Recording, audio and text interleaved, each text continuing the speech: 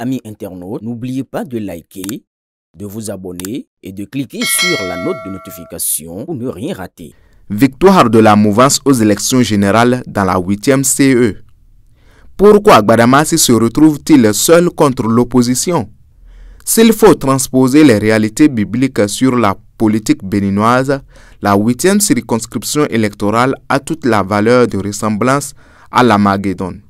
Ce terrain du combat final entre le mal et le bien requiert la présence de toutes les forces de chaque camp. Pour l'opposition, c'est la mouvance qui est le mal. Idem pour le camp du candidat Romuald Wardani. Le représentant de la mouvance devrait compter sur tout le monde. Malheureusement pour lui, la défense du bien du président Patrice Talon, qui est le socle même de sa campagne, est laissée à un seul soldat. Samou Adambi et Charles Toko, qui devraient être dans la même dynamique que Rachidi Gbadamassi, ne se sentent pas concernés. C'est trop difficile de défendre le président Talon. Même si son bilan est de loin plus élogieux que la plupart des présidents qu'a connu notre pays depuis les indépendances.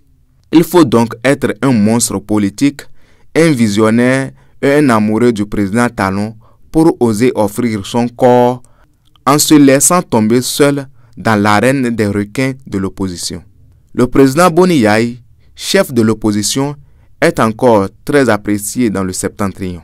Il a suffisamment de génie pour noircir les efforts de son successeur qu'il sait traiter de tous les noms pour sa livraison à la vindicte des populations comme le seul coupable de leurs enfants en prison ou en exil.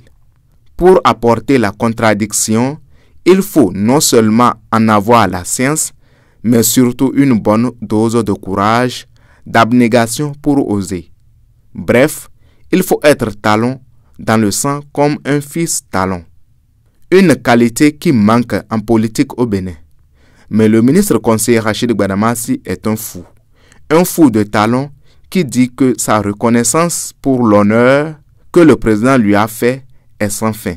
Il le prouve si bien en étant au charbon matin, midi et soir pour la cause.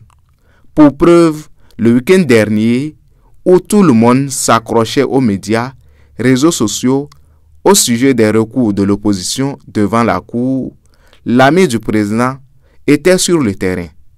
Sous la bannière d'une tournée statutaire comme ministre conseiller, le plus politique des collaborateurs du président Talon a montré qu'il est réellement un homme de surface politique. Il était chez ses amis, les chrétiens célestes, chez les forces de défense et de sécurité. Il était avec certains rois. Partout, le message est clair.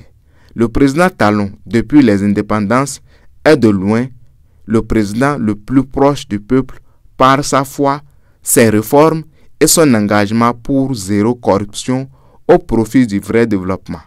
Mais pendant que Gbadamassi se tue à cette tâche, ses autres collègues du BR sont en hibernation. Ils se réveilleront pour revendiquer un positionnement de choix sur les listes pour ces mêmes élections, les municipales et surtout les législatives, les élections qui les concernent précisément.